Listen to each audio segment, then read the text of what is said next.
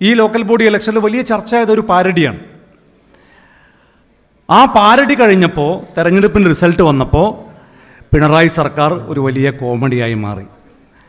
അടുത്ത നിയമസഭാ തെരഞ്ഞെടുപ്പ് കഴിയുമ്പോൾ പിണറായി സർക്കാർ ഒരു വലിയ ട്രാജഡിയായി മാറുക തന്നെ ചെയ്യും, ഒരു സംശയം വേണ്ട. ഞാൻ രാഷ്ട്രീയ പ്രസംഗമൊന്നും നടത്തുന്നില്ല. ശബരിമല അയ്യപ്പൻ്റെ സ്വർണം കെട്ടതായിരുന്നു നമ്മൾ കഴിഞ്ഞ ദിവസങ്ങളിലൊക്കെ ചർച്ച ചെയ്തത്. ഇന്നലെ ഇന്നൊക്കെ നമ്മൾ കാണുന്ന വാർത്ത അണ്ടർവെയർ അടക്കം അടിച്ചുകൊണ്ട് പോയൊരു മന്ത്രിയെക്കുറിച്ചാണ്. നിങ്ങൾ ആലോചിച്ച് നോക്കി, ഈ മന്ത്രിസഭയിലല്ലേ ഇങ്ങനെയുള്ളൊരു മന്ത്രിസഭയെ താഴെ ഇറക്കാൻ വേണ്ടി ആളുകൾ കാത്തിരിക്കുകയാണ്. ഒരു ഗംഭീര അഭിനന്ദനം നിങ്ങൾക്ക് നൽകാൻ വേണ്ടിയിട്ടാണ് ഞാൻ എഴുന്നേറ്റ് നിന്നത്. വേറൊന്നുമല്ല, ഒരു പഞ്ചായത്ത് മെമ്പർ ആവാന്ന് പറഞ്ഞാൽ ഒരു ചെറിയ കാര്യമല്ല. അസംബ്ലിയിലോ ലോക്സഭയിലോ ഒന്നും മത്സരിക്കുന്നത് പോലെയല്ല. എല്ലാ കുടിക്കടവും പകർത്തി എല്ലാ അടിയാധാരവും പരിശോധിച്ചതിന് ശേഷം ഒരാൾ വോട്ട് ചെയ്യുള്ളൂ.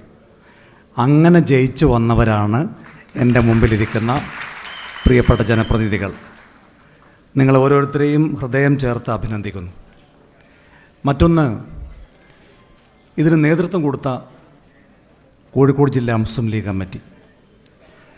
ടാർഗറ്റ് 500, 497. ഞാൻ വെറുതെ ഇപ്പോൾ കാൽക്കുലേറ്ററൊന്ന് അടിച്ചു നോക്കി. ഇസ്മായിൽക്ക ടെക്നിക്കലി 100% മുകളിലാണെന്നൊക്കെ പറഞ്ഞെങ്കിലും ഞാൻ എത്രയാണെന്ന് അറിയാൻ വേണ്ടി കാൽക്കുലേറ്ററിൽ അടിച്ചു നോക്കി.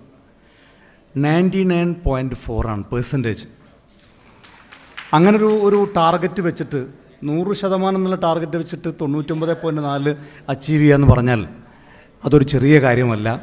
കോഴിക്കോട് ജില്ലാ മുസ്ലിം ലീഗ് നേതൃത്വത്തെ, പ്രിയപ്പെട്ട റസാഖ് മാഷയും ഇസ്മായിൽക്കയും സൂപ്പിക്കയും ഉൾപ്പെടെയുള്ള മുസ്ലിം ലീഗിൻ്റെ സംസ്ഥാന നേതൃത്വത്തെയും ഒക്കെ പ്രത്യേകം അഭിനന്ദിക്കുകയാണ്. ഇവർ മാത്രമല്ല, ഇതിൻ്റെ കീഴിലുള്ള കുറേ ഘടകങ്ങളുണ്ട്. മണ്ഡലം കമ്മിറ്റികൾ, പഞ്ചായത്ത് കമ്മിറ്റികൾ, വാർഡ് കമ്മിറ്റികൾ, അവരെല്ലാം അതിൻ്റെയൊക്കെ അപ്പുറത്ത് നമ്മുടെ സാധാരണക്കാരായ പ്രവർത്തകർ അവരെണ്ണയിട്ട യന്ത്രം പോലെ പ്രവർത്തിച്ചതുകൊണ്ടാണ് നമുക്ക് ഈ വിജയമുണ്ടായത്. ഈ വിജയം നേടിയെടുക്കാൻ വേണ്ടി കഠിനാധ്വാനം ചെയ്ത എല്ലാവരെയും ഹൃദയത്തോട് ചേർത്ത് പിടിച്ച് പ്രത്യേകമായി അഭിനന്ദിക്കുകയാണ്. മറ്റൊന്ന്, ലീഗിനെ സംബന്ധിച്ച് ഇവിടെ പറഞ്ഞു. ഇപ്പോൾ കുഞ്ഞാലിക്കുട്ടി സാഹിബ് പറഞ്ഞു സ്ട്രൈക്ക് റേറ്റ്. ഇപ്പോൾ സ്ട്രൈക്ക് റേറ്റ് സാധാരണ ക്രിക്കറ്റിലാണ് പറയാറുള്ളത്. ക്രിക്കറ്റിൽ ഇന്ത്യൻ കളിക്കാരെ എടുത്ത് പരിശോധിച്ചാൽ 50 ഓവറിൽ ഏറ്റവും വലിയ സ്ട്രൈക്ക് റേറ്റ് ഉള്ളത് വീരേന്ദ്ര സെവാഗനാണ്. 2020 അത് സൂര്യകുമാർ യാദവനാണ്. തെരഞ്ഞെടുപ്പിൽ ഇന്ത്യൻ യൂണിയൻ മുസ്ലിം ലീഗാണ് സ്ട്രൈക്ക് റേറ്റിൽ ഏറ്റവും ഒന്നാമത് നിൽക്കുന്നത് എന്ന് പറയുന്നത് ഒരു വലിയ അഭിമാനമാണ്. ഒരു കാലത്ത് നമ്മളെ കളിയാക്കിയിരുന്നു, കുറ്റിപ്പുറം പാലം കഴിഞ്ഞാൽ പിന്നെ ലീഗില്ല. കാസർഗോഡ് നമ്മുടെ അതിർത്തിയാണ്, മഞ്ചേശ്വരം.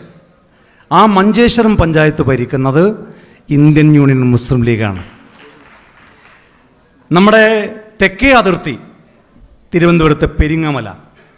ആ പെരിങ്ങമല പഞ്ചായത്തിൻ്റെയും ഭരണസാരഥ്യത്തിൽ ഇന്ത്യൻ യൂണിയൻ മുസ്ലിം ലീഗ് എന്ന് പറയുന്ന പാർട്ടി ഉണ്ട് എന്ന് പറയുമ്പോൾ കാസർഗോഡ് നിന്ന് തിരുവനന്തപുരം വരെ കഴിഞ്ഞ തെരഞ്ഞെടുപ്പുമായി താരതമ്യം ചെയ്യുമ്പോൾ ഏതാണ്ട് 1000 മെമ്പർമാരുടെ വർധനമാണ് നമുക്കുണ്ടായത്. ഈ തെരഞ്ഞെടുപ്പിൽ വലിയൊരു ചർച്ചയായത് നമ്മുടെ പാരഡിയാണ്. ശബരിമല അയ്യപ്പൻ്റെ സ്വർണം കെട്ടുന്നതുമായി ബന്ധപ്പെട്ട പാരഡി. പഞ്ചായത്ത് തെരഞ്ഞെടുപ്പ് കഴിഞ്ഞപ്പോൾ അത് പ്രത്യേകം പറയാം, മൊയ്തീൻ കോയ എഴുതി തന്നിരിക്കുകയാണ്.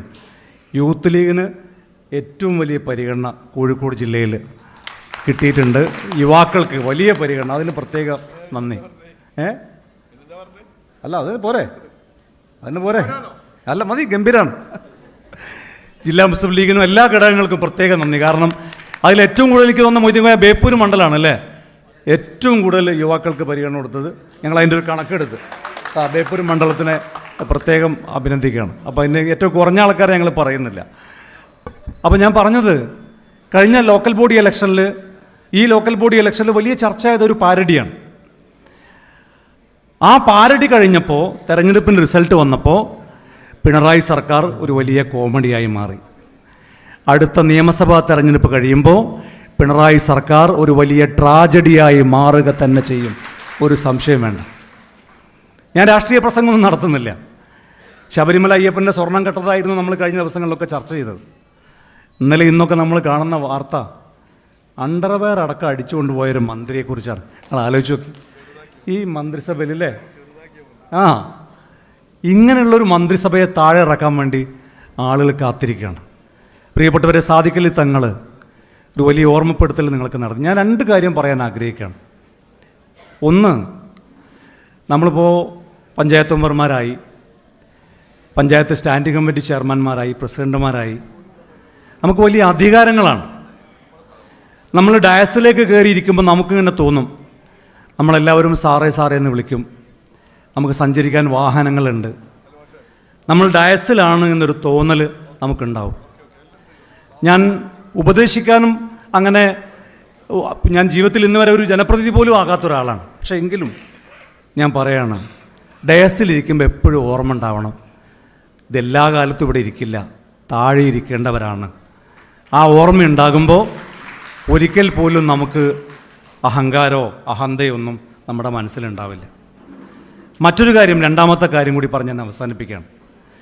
ഇപ്പോൾ ലീഗിൻ്റെ ഒരു മീറ്റിംഗ് വെക്കുമ്പോൾ പഞ്ചായത്ത് ബോർഡ് പ്രസിഡന്റ് പറയും എനിക്ക് ബോർഡ് മീറ്റിംഗ് ഉണ്ട്, സ്റ്റാൻഡിംഗ് കമ്മിറ്റി ചെയർമാൻമാർ പറയും സ്റ്റാൻഡിംഗ് കമ്മിറ്റി ഉണ്ട്.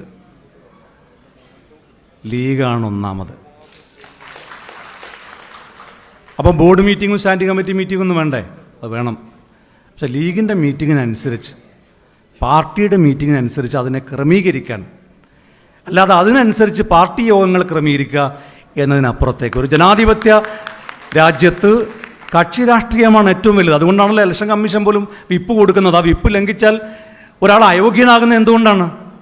രാഷ്ട്രീയ പാർട്ടിയാണ് ഏറ്റവും പരമപ്രധാനമായിട്ടുള്ളത്.